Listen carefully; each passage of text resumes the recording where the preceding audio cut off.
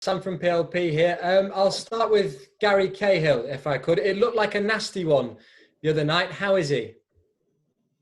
Yeah, very disappointed, of course. It couldn't have happened at the worst time for us in the game, and couldn't have happened to a better person in terms of what he's done for us this season, and losing him is an enormous blow. So it was a bad event, which happens in a game of football, and it means we won't see him, I'm sure, for the rest of the season, and let's hope he recovers in time for next. Yeah, certainly so. Any other injury news to report? Martin Kelly, I know, back in training. The other night came a little bit too soon for him. But he's back in training, and now with Gary not being able to play, he'll come into the squad and replace him, of course. And as far as I know, the players who played against Chelsea came through the game unscathed. So I'm hoping we'll have the same squad available with Martin Kelly replacing Gary Cahill. Not the result you were looking for the other night, but tell me about the performance. Is that something that with the remaining games you'd like to see replicated? Of course. I mean, the fact is these are difficult games that we found ourselves having to play, and after going to Liverpool and then working in Chelsea, we're playing the best teams in the country. But I thought it was a really good performance from the players, and I think had Gary not suffered that injury, they probably would not have gone 1-0 up in the game. And certainly we'd be sitting here saying that we were more than good value for the 2-2, especially since we had a ball on the inside of the post in the last minute. But it was a very good performance by the players. I thought they conducted themselves well, both offensively and defensively, and Chelsea knew that they'd been very much in a game and were quite fortunate to get away with all 3 points. The results will say 4 defeats in a row, but does that tell the full story of what's happened recently? Is it tougher when A, you've got a thin squad, and B, perhaps when you're in those mid-table positions, regularly playing against teams that have so much to play for?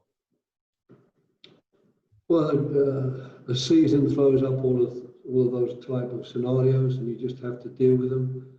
But I certainly haven't been disappointed, in particular with the way the team has performed during these games. I think, in fact, there's been moments when we've done well, in particular the other night.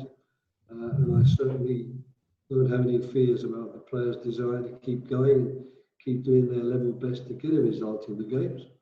So that's what we'll be trying to do, and get as many points as we possibly can from these last 4 games. We know it's not going to be easy, and it'll be important for us at some stage during these 4 games to try and break the losing sequence.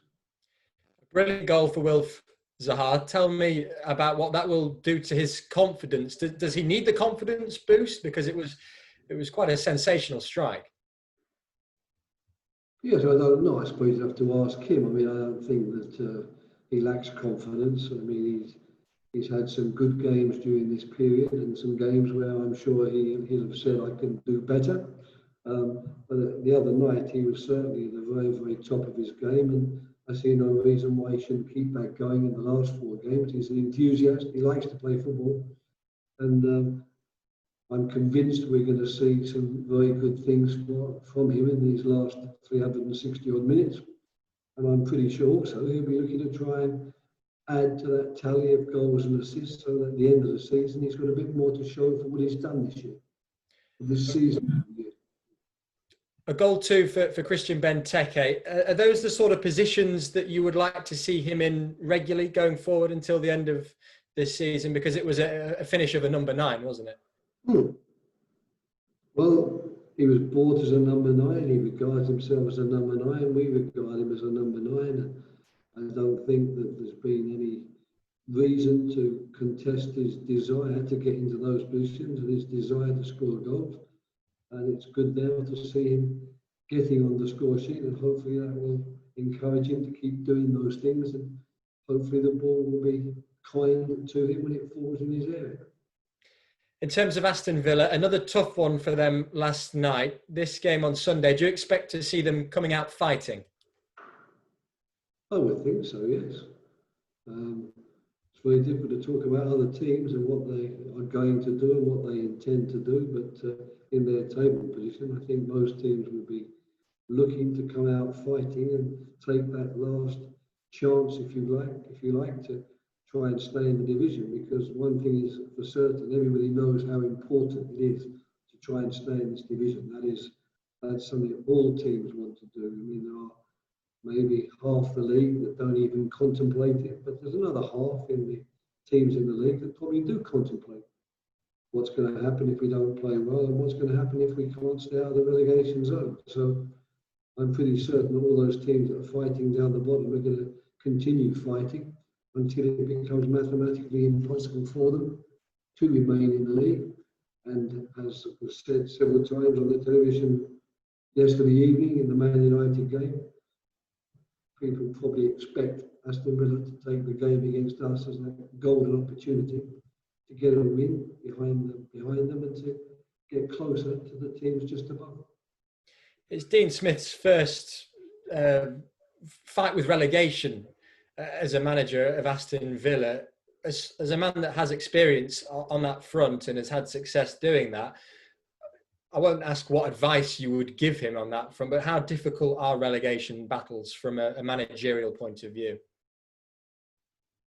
Well, obviously they're very difficult, and the level of difficulty depends upon A, the support you're getting from the club, and B, most importantly, the support you're getting from the players. Because if they're going to stay in the league, it will be because the players find a way to produce the performances to win the matches. And of course, from the outside, one has no way of knowing what the mood is like in the camp, how confident they are, how confident Dean is that the players can follow the instructions and give him all that he wants. Only he knows the answer to those questions. But these are the conundrums that you have as a manager, trying to make certain that you've got everybody on board as best you can get them on board to try and make sure that you give yourself a chance in these games. As I just said, the game against us, it's not their last chance, but if they were not to win that one, they've got a very difficult programme. They'll be really staring down the barrel of a gun, so we expect them to come out with all guns blazing and to do everything in their power to beat us and give themselves a chance to avoid relegation. Yeah, I asked you about the benefit of fan support the other week, and there's no doubt that home support has played a part in helping Crystal Palace fight relegations in the past. How much do you think that a full Villa Park would have benefited Dean Smith and Aston Villa going through to these final games? Because, of course, they're playing in front of no crowds. I don't have the statistics for the first 29 games. I don't know how they did at home in the first 29 games. I don't know whether they were winning lots of home games because of their crowd support or not. So I can't really answer the question.